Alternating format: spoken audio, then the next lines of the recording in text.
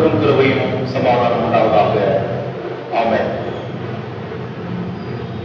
திருத்துவ பண்டிகை பின்வரும் 11ஆம் ஞாயிறாகிய இந்த நாளிலே கர்த்தருடைய வார்த்தையை தியானிக்க தெரிந்து கொள்ளப்பட்ட வேத பகுதி சற்று நேரத்துக்கு முன்பதாக நாம் வாசிக்க கேட்ட பழைய ஏற்பாட்டில் நீதிமொழிகளின் புஸ்தகம் 25ஆம் அதிகாரம் வசனங்கள் 2 முதல் 10 வரை உள்ள பகுதியிலிருந்து நாம் கர்த்தருடைய வார்த்தையை நாம் தியானிப்போம். இதற்கு ஒரு தலைப்பாக நான் தெரிந்து கொண்டது என்ன என்றால், the responsibility of leadership in church and social life, திருச்சபை மற்றும் சமூக வாழ்வில் தலைமைத்துவத்தின் பொறுப்பு. ஆண்டவரை நோக்கி வேண்டுதல் செய்வோம். கண்மலையுடன் மீட்புறமாகிய கர்த்தாவே, என்னுடைய வார்த்தைகளும் என்னுடைய இறுதியத்தின் தியானம் உங்களுடைய சமூகத்தில் எப்பொழுதும் இறுதியாக கிடந்தது. ஆமென். கிறிஸ்துக்குள் பிரியமானவர்களே, இந்த நீதிமொழிகள் புஸ்தகமானது நம் அனைவருக்கும் தெரியும். சாலமோன் ஞானி மூலமாக எழுதப்பட்ட நீதிமொழிகள். கிட்டத்தட்ட அது 3000 நீதிமொழிகளை அவர் எழுதியிருக்கிறார். எவ்வளவு? 3000 நீதிமொழிகள். அதுல நம்முடைய வேத புத்தகத்தில் நாம் பார்ப்பது எவ்வளவு என்றால் 31 அதிகாரம் இருக்கிறது. அதுல 915 நீதிமொழிகள் வசனங்கள் மாத்திரம் இருக்கிறது. அப்ப கிட்டத்தட்ட இன்னும் 2000 சொல்ற இடம்பெறவில்லை. இந்த பகுதியானது, அதாவது அவர் இயற்றின பிறகு அந்த பொக்கிஷம் பல சூழ்நிலைகளிலே அவர் மரணத்திற்கு பிறகு பல இடங்களிலே அது இல்லாமல் போனது, மறைக்கப்பட்டது. அந்த நேரத்தில் அந்த காலத்துல யூதா தேசத்தை ராஜ்யபாரம் பண்ணின எசேக்கியா ராஜா, அவர் இந்த அதாவது அவருடைய பணியாட்கள் மூலமாக இந்த நீதிமொழிகளை, முக்கியமாக இன்றைக்கு நம்ம தியானிக்கிற 25ஆம் அதிகாரத்திலிருந்து 29 5 அதிகாரங்கள் அதை அவர்கள் கலெக்ட் பண்ணினார்கள் என்று சொல்லி பார்க்கிறோம். அந்த காலகட்டத்தில் யார் யார் அதாவது கர்த்தருடைய ஊழியக்காரர்களாக தீர்க்கதரிசிகளாக இருந்தார்கள் என்றால், ஏசாயா, ஓசியா, மீகா போன்ற தீர்க்கதரிசிகள் அந்த காலகட்டத்தில், அதாவது எசேக்கியா யூதா நாட்டை ராஜபாரம் அரசாட்சி செய்கிற போது அவர்கள் தீர்க்கதரிசிகளாக இருந்தார்கள். ஒருவேளை அவர்கள் மூலமாக கூட இதை அவர் செய்திருக்கலாம். என்றால் அது வந்து it is a period of spiritual revolution என்று சொல்லி, religious revolutionary period. அது அப்பொழுது மறைக்கப்பட்டவர்கள் எல்லாம் வெளியே கொண்டு வந்தார்கள். அந்த காலகட்டத்தில் இது பிரதிகளாக எடுக்கப்பட்டு நகலாக எடுத்து அது பிரசரிக்கும்படி செய்தார்கள். பிரியமானவர்களே, அந்த சேகரிக்கப்பட்ட நீதிமொழிகளின் ஒரு சிறு பகுதி தான் இந்த நாளில நாம் பிரசங்கமாக நீதிமொழிகள் 25ஆம் அதிகாரம் 2 - 10 வரை நாம் பார்க்கிறோம். 3 விஷயங்கள் மூலமாக நாம் இதை புரிந்து கொள்ளலாம். முதலாவதாக, கடவுளின் மகிமையும் ராஜாவின் மகிமையும் என்று சொல்லி நாம் பார்க்கிறோம். God's glory and versus King's glory என்று சொல்லி 2ஆம் வசனத்தில் பார்க்கின்ற போது செய்தியில, காரியத்தை மறைப்பது தேவனுக்கு மேன்மை, காரியத்தை ஆராய்வதோ ராஜாக்களுக்கு மேன்மை. காரியத்தை மறைப்பது தேவனுக்கு மகிமை. அப்போ அவரை பற்றி ஏதோ சில காரியங்கள் செய்ய வேண்டும் இருக்கிறார், செய்ததையும் அவர் மறைக்கிறார் என்றால், செய்ய போவதையும் மறைக்கிறார் என்றால், அது நம்முடைய அறிவுக்கு எட்டாதது. எந்த விதங்களிலே அவர், அதாவது மறைக்கின்ற போது அது அவருக்கு மேன்மையாக இருக்கிறது என்றால், அதை பற்றி நாம் இன்னும் சரியாக புரிந்து கொள்ளவில்லை என்ற அர்த்தம். அதாவது கடவுள் உயர்ந்தவர் என்பது நமக்கு தெரியும், ஆனால் எந்த அளவுக்கு உயர்ந்தவர் என்பது இல்லையா நாம் அறிவோம். அதே போல அவர் உன்னதமானவர் என்பதை நாம் அறிந்திருக்கிறோம் இல்லையா. சோ அவர் எப்பேற்பட்ட உன்னதமானவர் என்பது நமக்கு தெரியாது. அவர் தன்னிகரற்றவர் என்பது நமக்கு தெரியும் இல்லையா. அந்த தன்னிகரற்ற ஒரு கடவுள், என்னை காட்டிலும் வேறு கடவுள் இல்லை என்று அவர் சொல்லுகிறார். He is invisible God. So அப்படி பார்க்கின்ற போது பிரியமானவர்களே, அவரை நாம் அறிந்து கொள்வது என்பது நம்முடைய அறிவிலே அது முடியாத ஒரு காரியம். அவர் சத்தியமானவர், நித்தியமானவர், அவர் ஆதி மந்தமானவர் என்றெல்லாம் பார்க்கிறோம். இன்வின்சிபிள் காட் இன்வின்சிபிள், நான் கர்த்தர், என்னை அன்றி வேறு யாரும் இல்லை என்று சொல்லி சொல்லுகின்ற அந்த நிலையை மற்றவர்கள் புரிந்து கொள்ள முடியாது. அவர் ஆதியும் அந்தமுமா இருக்கிறார்.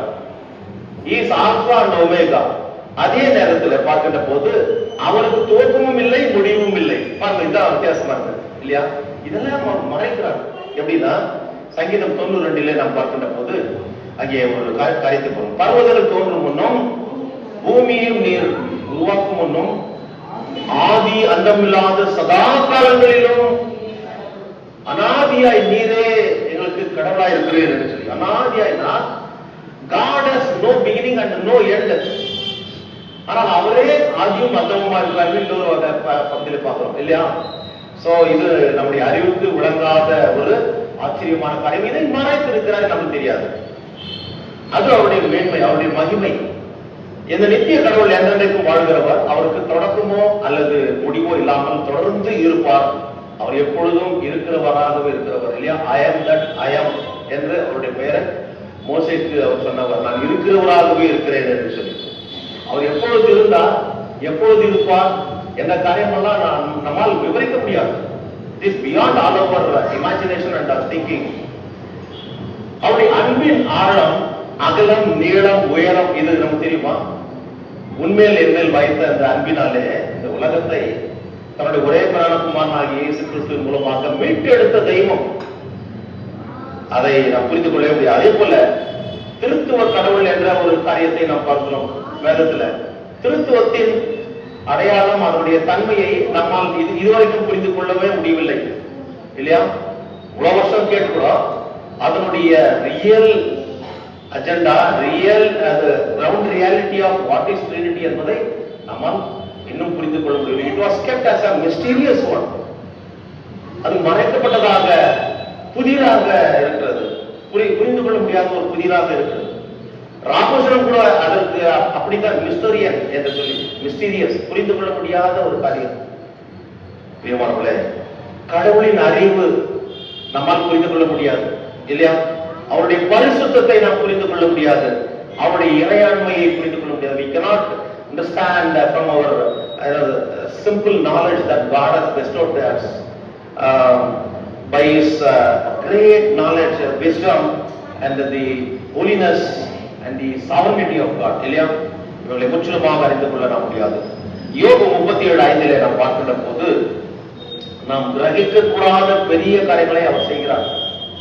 நாம் நினைக்கலாம், இதை காட்டிலும் பெரிய காரியங்களை அவர் செய்வார், செய்திருக்கிறார், செய்து முடிப்பார், இன்னும் செய்வார். அதைத்தான் யோபு தன்னுடைய புஸ்தகத்திலே 37:5 பிற்பகுதியிலே அவர் எழுதுகிறார். நமக்கு தெரியாததெல்லாம் கடவுளுக்கு தெரியும். நமக்கு தெரியாதெல்லாம் கடவுள் தெரியும். அதை மறைத்து வைத்திருக்கிறார். அது அவருடைய மேன்மையாக இருக்கிறது. உதாரணத்துக்கு இன்னொரு விஷயத்தை நான் சொல்லுகிறேன். கடவுளின் வருகை நமக்கு தெரியுமா? எப்போ வருதுன்னு அதை மறைத்திருக்கிறார். அது அவருடைய மேன்மை. அது என்ன சொல்றாருன்னா, அது இயேசுக்கே தெரியாது, அவர் குமாரனாகி அவர் வரப்போறதுக்கே தெரியாது என்று இயேசு சொல்றாரு. அடுத்து நம்முடைய மரண நாள் நமக்கு தெரியுமா? அவருக்கு தெரியும். அதை மறைத்திருக்கிறார். அடுத்து நாளைக்கு நடப்பது என்ன என்று யாருக்கும் தெரியாது. நாளைக்கு ஏதோ நடக்கலாம், நமக்கு தெரியாது. அதை மறைத்திருக்கிறார். வானத்திலும் பூமியிலும் அண்ட சராசரத்திலும் கடவுளால் படைக்கப்பட்டவைகள் எத்தனையோ காரியங்கள் மறைக்கப்பட்டிருக்கிறது இல்லையா? இன்னைக்கு we can say that we have 9 planets in the solar system, but we are not aware of the hidden things that God has created. நமக்கு தெரியாது, எத்தனையோ காரியங்கள் மறைக்கப்பட்டிருக்கு. நமக்கு இந்த சமுத்திரத்துல என்ன இருக்குதுன்னு தெரியாது. நம்மளுக்கெல்லாம் பெரிய ஒரு மேமல் அதுல இருக்குதுன்னா ப்ளூ வேல் இல்லையா, நீல திமிங்கலம், அதுதான் பெரிய ஒரு பால்குடி என்று சொல்லி அதுல நம்ம பார்க்கிறோம். ஆனால் அதுல வித்தியாசமான உயிரினங்கள் கடவுள் படைத்திருக்கிறார். சயின்டிஸ்ட் கண்டுபிடிக்கிறோம், ஆச்சரியப்படுறாங்க. ஒவ்வொரு முறையும் நீங்க பாருங்க, அந்த ஜியோகிராபி சேனல்ல எடுத்து பார்த்தீங்கன்னா ரொம்ப வித்தியாசமான காரியங்கள் எல்லாம் மனுஷன் மேல எல்லாம் உள்ள இருக்குது. அதை எடுத்துக்காங்க, மீன் போல முகெல்லாம் பிரியமானவர்களே. சோ நாமெல்லாம் தெரிந்து கொண்டிருப்பது கர்த்தருடைய மகிமை எவ்வளவு என்றால், ஒரு கையை கொண்டு, கை முழத்தை கொண்டு கடலை அளப்பது போல, ஒரு கிளாஸ் தண்ணீரை சமுத்திரத்திலிருந்து கொண்டு கொள்வது போல. இவ்வளவு நம்ம தெரிஞ்சிருக்கிறோம் கடவுளை பற்றி. we cannot understand the ground reality of the divinity and the Godhead of the Almighty God. So அவர் தன்னிகரற்றவர், அவருடைய மகிமை மறைக்கப்பட்டது, அது அவருடைய மேன்மை. அடுத்து கிங்ஸ் க்ளோரி என்று பார்க்கின்ற போது இரண்டாம் வசனத்தில் காரியத்தை ஆராய்வது ராஜாக்களுக்கு மேன்மை என்று சொல்லி, டு சர்ச் அவுட் மேட்டர்ஸ், காரியத்தை ஆராய்வது இல்லையா?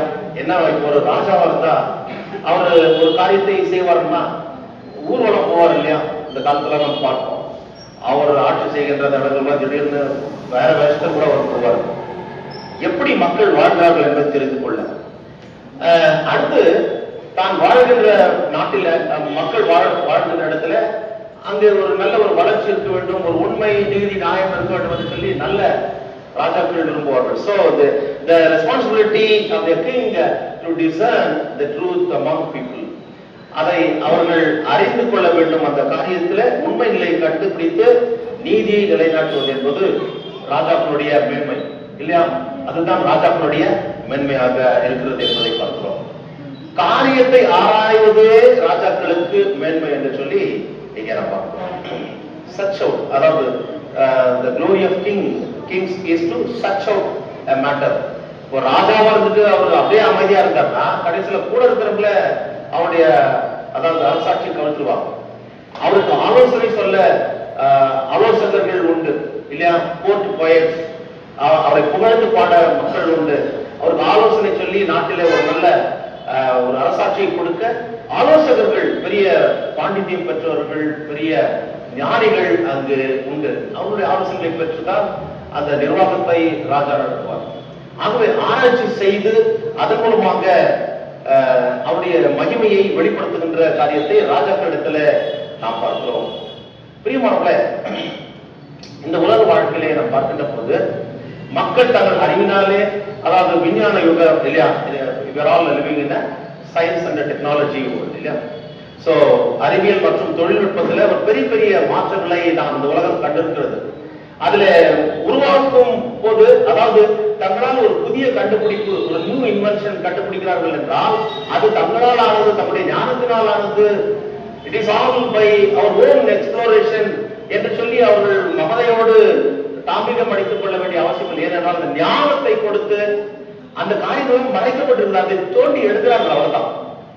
இது கடவுள் நமக்கு வேண்டும் என்று சொல்ல கொடுக்கப்பட்டது. இந்த ஃபெசிலிட்டி மட்டும் இல்ல, இன்னும் பெரிய ஃபெசிலிட்டிஸ் எல்லாம் வச்சிருப்பார். அதை தோண்டி எடுக்க வேண்டியது அது யார் செய்யணும்னா மக்கள் தான். சோ அதற்கு, அதாவது ராஜா என்று சொல்கின்ற புதியவன் ஆட்சியாளர்கள், they all encourage the upcoming explorers, scientist இல்லையா? புது புது கண்டுபிடிப்பாளர்கள் கூட சரி. இப்போ கூட ரீசெண்டா ஒரு கண்காட்சி வச்சிருக்காங்க தமிழ்நாட்டில் கூட. சின்ன சின்ன பிள்ளைங்க வந்து ஸ்கூல்ல படிக்கும் போது கண்டுபிடிச்சிருக்கிற காரியங்கள்லாம் ஒரு எக்ஸிபிஷன் போல வச்சு, ஸோ அவர்கள் அதாவது உருவாக்குகிறார்கள், அவர்களை உற்சாகப்படுத்தி அதுல கண்டுபிடிப்புகளை செய்கிறார். ஆனால் கண்டுபிடிக்கின்ற போது இந்த காரியத்தை செய்தது நான் என்ற ஒரு எண்ணம் வரக்கூடாது. அது கடவுளால் வந்தது. அவர் மறைக்கப்பட்ட காரியத்தை தோண்டி எடுக்க அந்த ஞானத்தையும் அவர் கொடுக்கிறார் என்பதுதான் இங்க பார்க்கின்ற ஒரு முக்கியமான ஒரு காரியம். அடுத்து காரியத்தை ஆராய்ச்சி செய்வது ராஜாவுடைய ஒரு வேலை என்று பார்க்கின்ற போது, அந்நிய படையெடுப்பிலிருந்து தன்னுடைய நாட்டை மக்களையும் அவர் காக்க வேண்டும் என்றால் அந்நிய படையெடுப்பை பற்றிய அந்த ரகசியங்களை ஒற்றர்கள் மூலமாக அல்லது உளவாளிகள் மூலமாக அவர் இல்லையா, the king will appoint the spies and the secret agents, அவர்களுக்கு விவரத்தை பெற்றுக் கொண்டு இவர் ஆயத்தப்படுத்துவது, தன்னுடைய படைகளை ஆயத்தப்படுத்துவது. அந்நிய நாட்டு படை வருகின்ற போது, எதிர்த்து வருகின்ற போது அவர்களை மேற்கொள்ளத்தக்கதான திராணியை வைத்துக் கொள்வது, இது அவருடைய ஆராய்ச்சியாக இருக்கிறது. தன்னுடைய மக்கள் சேமமாய் வாழ வேண்டும், சந்தோஷமாய் வாழ வேண்டும் என்று சொல்லி பணியமர்த்தப்பட்ட, அதாவது பணியாளர்கள், பொறுப்பாளர்கள் சரியாக நடந்து கொள்கிறார்களோ என்று ஆராய்ந்து நல்லாட்சி கொடுப்பது அரசனுடைய ஒரு மேன்மையாக இருக்கிறது. அதாவது அரசனுக்கு கீழே இருக்கிறவர்கள் ஒரு நல்ல ஒரு ஆட்சி கொடுக்கணும், அந்த அதிகாரிகள் எல்லாம் அவர்களுக்கு பெறுகின்ற அந்த சம்பளத்தை தவிர வேற எதுவும் வாங்கக்கூடாது. ஆனா இன்னைக்கு ஆட்சியாளர்கள் கீழே பணிபுரிகின்ற அதிகாரிகள் சம்பளம் ஒரு பக்கம் வர்றது, இந்த பக்கம் கையூட்டு இல்லையா, லஞ்சமும் சம்பளம் கிம்பளம் என்று சொல்லி அப்பேற்பட்டவர்களை களையப்பட வேண்டும் என்று சொல்லி இங்கே வசனம் இருக்கிறது. 4ஆம் வசனம் பாருங்கள். வெள்ளி நின்று களிம்பை நீக்கிவிடு, அப்பொழுது தட்டானால் நல்ல உடமை பிறப்பிக்கும் பிறக்கும். சோ ஒரு நல்ல அட்மினிஸ்ட்ரேஷன் என்று வருகின்ற போது அங்கே அதாவது இந்த மாதிரி அநீதியான காரியங்கள் இருக்காமல் பார்த்துக் கொள்ள வேண்டும். ஆனா இன்னைக்கு அநீதியான காரியம் உலகம் முழுவதும் பரவி இருக்கிறது. அது மாற்றப்பட வேண்டும் என்றால் கர்த்தரால் அது முடியும். ஜெபிக்கிற போது பெரிய காரியத்தை செய்வோம். அடுத்து ஒரு ராஜா தன்னுடைய ராஜாங்கத்துல இருக்கின்ற போது அவனுடைய ஆட்சியின் கீழே துஷ்டர்களை கண்டுபிடித்தால், அதாவது துரோகிகளை கண்டுபிடித்தால் உடனடியாக என்ன பண்ணார்? உடனடியா கண்டிப்பா நீக்கிவிட வேண்டும். அதாவது ஒரு வெள்ளியை அந்த களிம்பு என்று பார்க்கிறது என்ன, அதுல இருக்கிற வேஸ்ட் இல்லையா, அந்த அழுக்கு இல்லையா, டிராப்ஸ் என்று சொல்லி ஆங்கிலத்தில் சொல்வார்கள். அதை நீக்கினா தான் வெள்ளி படப்படன்னு தெரியும். இல்லைன்னா அது தெரியவே தெரியாது, சாம்பல் மாதிரி இருக்கும். அது மேல ஒட்டி இருக்கிற அந்த இதெல்லாம் நீக்கப்பட வேண்டும். உங்களுடைய அட்மினிஸ்ட்ரேஷன், உடைய கவர்னன்ஸ் நல்லா எல்லாரும் மெச்சுக்கொள்ளப்பட வேண்டும் என்றால் அதுல இருக்கிற துரோகிகளை அகற்றி விடு, அநியாயக்காரர்களை அகற்றி விடு. இதெல்லாம் யாருன்னா ராஜா செய்வது. அதான் அவருடைய மேன்மை. அப்படி செய்யலன்னா அவர் ராஜாவை நீடிக்க முடியாது, போயிடும். அவருடைய அரசாட்சி என்பது போயிடும். திருச்சபையில கூட இந்த காரியங்கள் இருக்கு. திருச்சபை என்றால் ஒரு ஒழுக்கத்தின் கூடம் என்று சொல்லி, so it leads us towards orderly life இல்லையா. ஒரு ஒழுக்கத்திற்கு நடத்துகின்ற ஒழுக்கத்தை கற்றுக் கொடுக்கின்ற ஒரு கூடம், ஒழுக்கமாக நாம் வாழத்தக்கதாக திருச்சபை என்பது இருக்கு. இங்கே சில அதாவது கிரிமினல் இன்வால்வ்மெண்ட் இருந்தாலும் அல்லது திருச்சபைக்கு ஒவ்வாத வேதத்திற்கு ஒவ்வாத காரியங்களை செய்தாலோ அவர்கள் திருச்சபையிலிருந்து நீக்கப்படுவார்கள். அதுதான். அப்போ அந்த கழிவு என்பது நீக்கப்பட வேண்டும், அந்த அழுக்கு என்பது நீக்கப்பட வேண்டும். அது திருச்சபைகளில் இருக்கிறது இல்லையா, டிசிப்ளினரி ஆக்ஷன் என்று சொல்லி சபையை விட்டு புறம்பாக்குகிறார்கள். ஏனென்றால் அவர்கள் இருந்தால் மற்ற சபை, அதாவது அந்த ஒழுக்கம் கெட்டு போய்விடும் என்று சொல்லி. ஆகவே இந்த ஒழுங்கு நடவடிக்கை என்பது திருச்சபைகளிலும் தேவை என்பதை பார்க்கிறோம். சமுதாயத்திலும் தேவை, திருச்சபையிலும் தேவை. ஆகவே தான் இந்த தலைமை பொறுப்புகளிலே இருக்கின்றவர்கள் இந்த திருச்சபைகளிலே இந்த காரியங்கள் அது கண்காணிக்கப்படுகிறது, அதற்குரிய நடவடிக்கையும் எடுக்கப்படுகிறதை நாம் பார்க்கிறோம். பிரியமானவர்களே, அரசனுக்கு ஆலோசனை கொடுக்கின்ற எத்தனையோ ப்ரொஃபஷனல்ஸ் உண்டு. அவர்கள் போலியான ஆலோசனை கொடுக்கின்ற போது அந்த ராஜா மற்ற ராஜாக்களிடம் விழுந்து போவார். அவருடைய ராஜ்யம் அதாவது சூறையாடப்படும், அவருடைய ஆட்சி முடிந்து போகும். ஆகவே அப்பேற்பட்ட சூழ்நிலையிலிருந்து காத்துக்கொள்ள அவர் எப்பொழுது விழிப்போடு இருந்து காரியத்தை ஆராய்ந்து செய்து தன்னை பலப்படுத்திக் கொள்வது அவருக்கு மேன்மை என்பதை இருக்கிறார். பிரியமானவர்களே, 3ஆம் வசனத்திலே பாருங்கள். வானத்தின் உயரமும் பூமியின் ஆழமும் ராஜாக்களின் இருதயமும் ஆராய்ந்து முடியாது. வானத்தின் உயரம் எவ்வளவு தெரியாது, பூமியின் ஆழம் எவ்வளவு நமக்கு தெரியாது இல்லையா. அதே போல ராஜாக்களுடைய இருதயங்களும் ஆராய்ந்து முடியாது. ராஜாக்கள் என்று பார்க்கின்ற போது அந்த காலத்துல கிட்டத்தட்ட அந்த ராஜாவாக இருந்தவர்கள் கடவுளை போல எல்லா மக்களுக்கும் அவர்கள் எல்லா காரியங்களையும் செய்தார்கள். இயேசுவின் காலத்துல சீசர் அவரை தான் கடவுளா வரணும்னு சொல்லிட்டு பயங்கர அடக்குமுறை இருந்தது. ஆனால் அவர்களும் உலகப்பிரகாரம் வந்தார்கள், ஆண்டார்கள், செத்தார்கள், போனார்கள். ஆனால் கடவுளும் ராஜாவாக இந்த உலகத்துல இருக்கிறார். ராஜாவுடைய அடுத்த பணி என்னென்று பார்க்கும்போது நியாயம் தீர்ப்பது, நீதி நியாயத்தை செய்வது. இங்கே நம்ம பார்க்கின்ற போது அது அவர்களை புரிந்து கொள்ள முடியாது, எப்படி நியாயம் தீர்ப்பார்கள் என்று சொல்லி. சாலமோன் ராஜாவிடத்துல ஒரு கேஸ் வருகிறது இல்லையா, நம்ம எல்லாருக்கும் தெரியும். 2 தாய்மார்கள் வருகிறார்கள், தன்னுடைய பிள்ளைகள் 2 பேருக்கும் ஒரு குழந்தை இருக்கு, அதெல்லாம் நமக்கு தெரியும். அதுல அந்த குழந்தைய பக்கத்துல வச்சு பால் ஊட்டுகின்ற போது தூங்குதல் பரண்டு படுகின்ற போது ஒரு குழந்தை செத்து விடுகிறது. இன்னொரு தாய் என்ன பண்றா, செத்து போன குழந்தைய அந்த தாய்கிட்ட வச்சு உயிரோடு இருக்கிற குழந்தைய எடுத்து தன்னுடைய மடியில வைத்துக் கொண்டு கடைசியில இந்த விஷயம் வெளியே வருகிறது, வெளியரங்கமாகிறது. கடைசியில சாலமோன் இடத்துல போகிறார்கள். போற போது என்ன சொல்றாரு, அவர் என்ன சொல்றாரு, இந்த குழந்தை என்னுடையது உரிமை கொண்டாடும் இல்ல, இன்னொரு தாயை சொல்ற என்னுடையதுதான். அப்ப என்ன சொல்றாரு, அவர் அந்த குழந்தைய ரெண்டா வெட்டி ஆளுக்கு ஒரு பீஸ் கொடுத்துருக்கிறார். அதாவது அரசன் அன்றே கொள்வான், ஏன்னா நீதி நியாயத்தை அவர் பண்ணோம், தப்பாவும் இருக்கக்கூடாது. அதே நேரத்தில் கடவுளை பாருங்கள், உடனடியே செய்வாரா? அரசன் அன்றே கொள்வான், தெய்வம் நின்று கொள்ளும்னா. ஒருவேளை அது போல ஒரு பெட்டிஷன் ஆண்டவர்கிட்ட சொல்லியிருந்தா அவர் உடனடியா அது போல தீர்ப்பு கொடுத்துக்க மாட்டார். ஆனா கண்டுபிடிச்சு நியாயத்தை செய்வார். அது என்னைக்கும் தெரியாது. ஆனால் கண்டிப்பாக உண்டு அவருடைய நீதி நியாயத்துல எந்த விதமான அதாவது கலப்படம் இருக்காது. ராஜா வேணா செய்யலாம், ஆனால் ராஜாதி ராஜா அவரால் செய்யவே முடியாது. இப்போ என்ன செய்யறாரு? அதை ரெண்டா வெட்டி கொடுத்துருந்தாரு. அப்போ உண்மையான தாயை உள்ள துடிக்குது, வயது எரிது. ஐயோ வானா ஆண்டவரே, வானா ஐயா ராஜா, அந்த புள்ள உயிரோடு அவளுக்கே கொடுத்துருது. அப்போ அவருக்கு கண்டுபிடிச்சார், பெற்ற வயிறு பத்தி எரியுதுல, பத்த வயிறு பித்து என்பது அதுதான். தான் ஆனவர்கிட்டாலும் தன்னுடைய சதையாடுகிறது இல்லையா? அந்த காரியம் பார்த்து உடனடியாக இவள்தான் தாய் என்று சொல்லி அதை கொடுக்கிறார். ஆகவே அரசன் எந்த ஒரு துறையில இருக்கிறான், அவன் நீதி நியாயத்தை செய்யணும், அது அவனுடைய மென்மையானது. அதை நாம் புரிந்து கொள்ளவே முடியாது. இன்றைய நீதித்துறை எடுத்துக்கணும். ராஜா ஒரு நீதியை ஏற்படுத்தினார். இன்னைக்கு நீதித்துறைக்கு நான் போகிற போது அது அரசனாக இருக்கிறதா அல்லது கடவுளாக இருக்கிறதா? அரசனாக உடனடியாக நமக்கு நீதி கிடைக்குதா, இல்ல கடவுளாக போல நிதானமா கிடைக்குதா? கொஞ்சம் யோசிச்சு பாருங்க.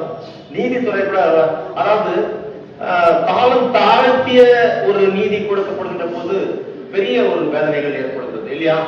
The justice delayed is justice denied என்று சொல்லி காலம் தாழ்த்தி கொடுக்கப்பட்ட தீர்ப்பு அது உண்மையான தீர்ப்பு இல்லை என்று அது இப்படியாக சொல்லப்படுகிறது. காலம் தாழ்த்தி கொடுக்கப்பட்ட தீர்ப்பு பிரயோஜனம் இல்லை என்ற ஒரு நிலையை நாம் பார்க்கிறோம். இரண்டாவதாக வருகின்ற போது தலைமைத்துவத்தில் பணிவு என்பது மிக முக்கியமானது. Humility in leadership. 6ஆம் வசனம் 7ஆம் வசனத்தில் ராஜாவின் சமூகத்தில் மேன்மை பாராட்டாதே, பெரியவர்களுடைய ஸ்தானத்தில் நில்லாதே, உன் கண்கள் கண்ட பிரபுவின் சமூகத்தில் நீ தாழ்த்தப்படுவது நல்லதல்ல. We should always avoid self-exaltation. நம்மை புகழ்ந்து கொள்ள நமக்கு மேன்மை பாராட்ட நமக்கு ஒன்றும் இல்லை. கிறிஸ்துவின் சிலுவையை குறித்தே அல்லாமல் வேறு எதை குறித்தும் மேன்மை பாராட்ட என்று சொல்லி பெரிய ஞானி, பெரிய ஸ்காலர் பவுல் அப்போஸ்தலர் சொல்கிறார், நீயும் நானும் புகழ்ந்து கொள்ள நமக்கு ஒன்றுமே கிடையாது. அவரை மாத்திரம் நாம் எப்பொழுதும் புகழ கடமைப்பட்டிருக்கிறோம். நேற்றும் இன்றும் என்றும் மாறாத தெய்வத்தை நாம் புகழ கடமைப்பட்டிருக்கிறோம். இன்றைக்கு வாசி கேட்ட அதாவது யாக்கோபு நிறுவனம் 4:10 பாருங்கள், கர்த்தருக்கு முன்பாக தாழ்மைப்படுங்கள், அப்பொழுது அவர் உங்களை உயர்த்துவார் என்று சொல்லி நாம் பார்க்கிறோம். இன்றைக்கு வாசி கேட்ட சங்கீதம் 131:1 நாம் பார்க்கின்ற போது, கர்த்தாவே என் இருதயம் இருமாப்புள்ளதல்ல, என் கண்கள் வேட்டிமை உள்ளவர்களும் அல்ல, பெரிய காரியங்களிலும் எனக்கு மிஞ்சின கர்மங்களிலும் நான் தலையிடுகிறதும் இல்லை. புரிச்சுங்கள? நான் என்னுடைய இருதயம் இருமாப்பா இல்லை.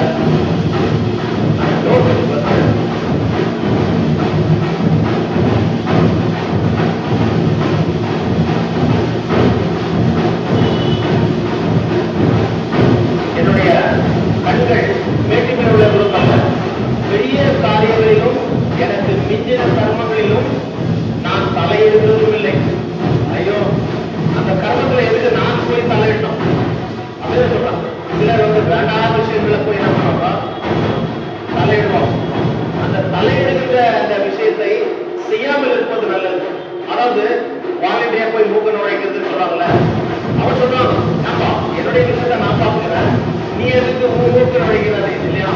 டோன்ட் பீட் யுவர் ஹெட் என்று சொல்லி சொல்லுவாங்க. அந்த காரியத்தை தான் நீங்க பார்க்கிறோம்.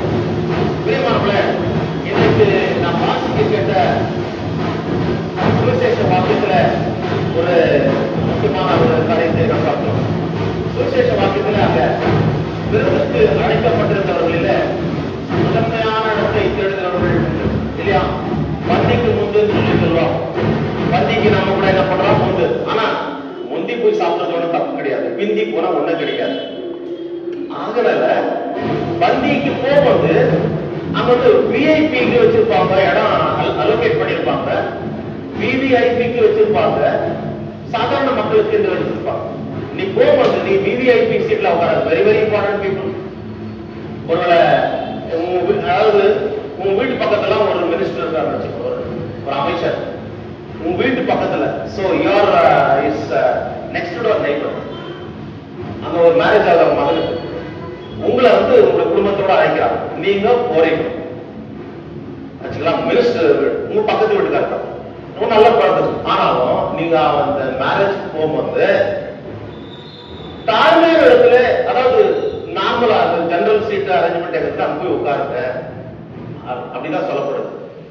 ஏனென்றால் விஐபி சீட்லயோ அந்த இடத்துல போய் உட்கார்றப்போ, விவிஐபி சீட்ல போய் உட்கார்றதுக்கோ ஏதோ உட்கார்ந்து இல்லை சொல்லலாம், மினிஸ்டர் வீட்டு பக்கத்துல தான் இருக்கிறான், எனக்கு இல்லாத ஒரு இதா அப்படின்னு.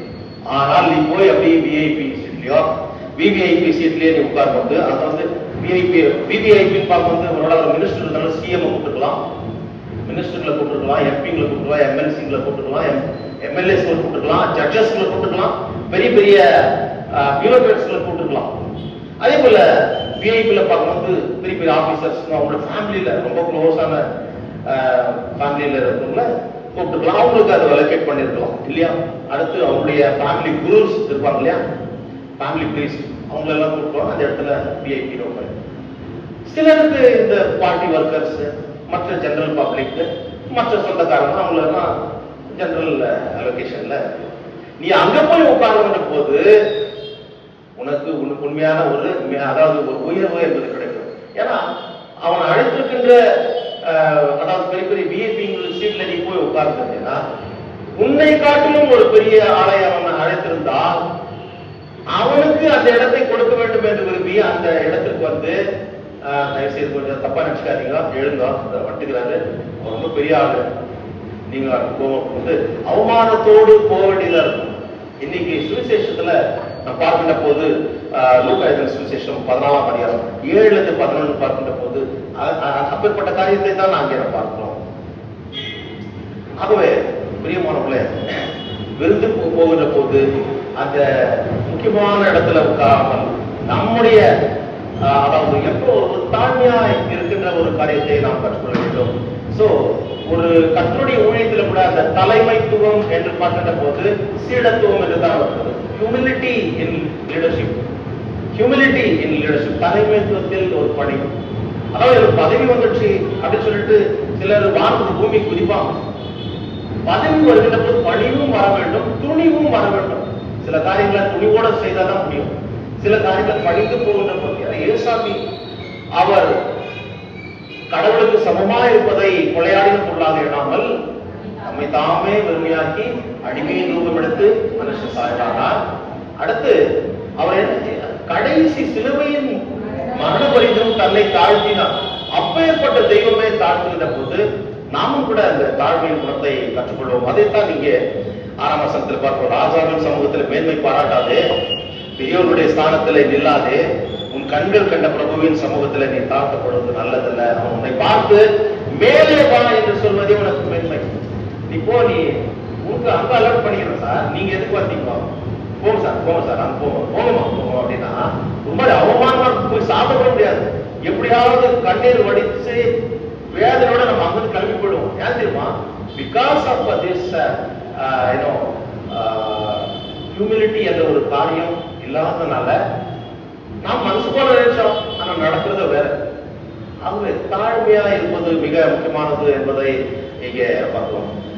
நீதிமொழிகள் 11:2 அகந்தை வந்தால் லட்சை வரும், தாழ்ந்த சிந்தை உள்ள இடத்துல ஞானம் உண்டு. தாழ்ந்த சிந்தை உள்ள இடத்துல ஞானம் உண்டு. நான் ரொம்ப பணிவா இருக்கிறதுனால கடவுளை இருந்து ஞானத்தை கொடுத்து ஞானமா நடந்து கொள்ளும்படி செய்கிறார். நான் மேட்டிமையா இருக்கிற பிரைட்னஸ் இருக்கிறதால என் ஞானம் இருக்க தூரத்துல இருந்து அறிகிறார் ஞானம். அதாவது நீ அகந்தை உள்ளவனா, நீ மேட்டிமை உள்ளவனா, தூரத்துல இருந்து கடவுளை அறிகிறார், நீ எப்பேற்பட்ட என்பது தெரியும். ஆனா தாழ்மை உள்ளதை கண்ணோக்கி பார்க்கிறாருன்னா, he prepares to listen to whatever you ask from him. Definitely he will provide.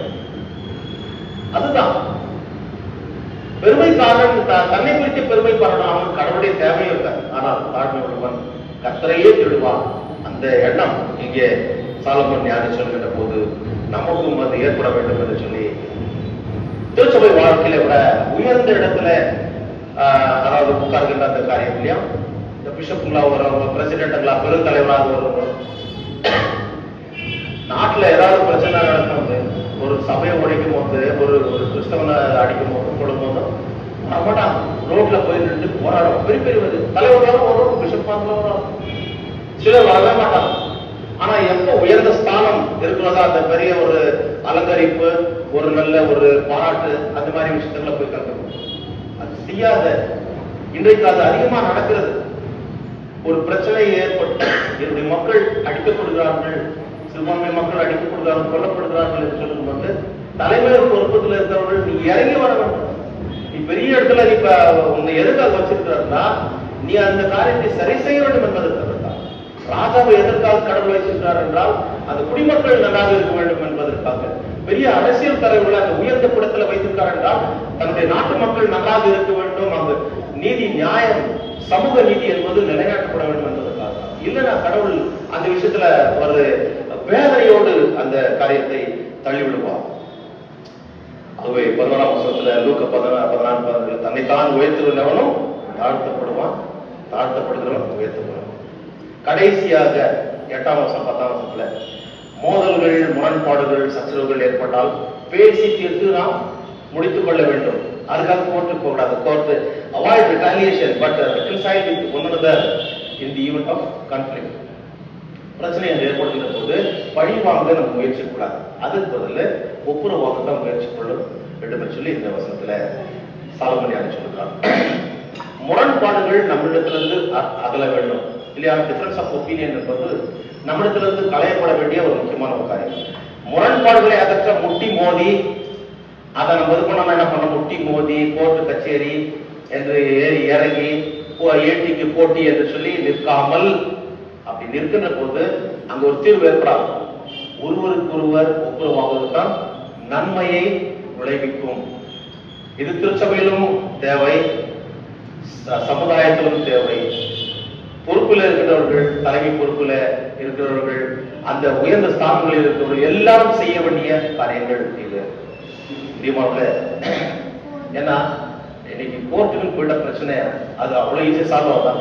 கோர்ட்டுக்கு போனா சின்ன விஷயம்னா மீடியேஷன் கண்படாத ஜட்ஜி, நல்ல ஜட்ஜி போங்க, அங்க போய் சமாதானம் பண்ணி தீர்த்துருவோம்.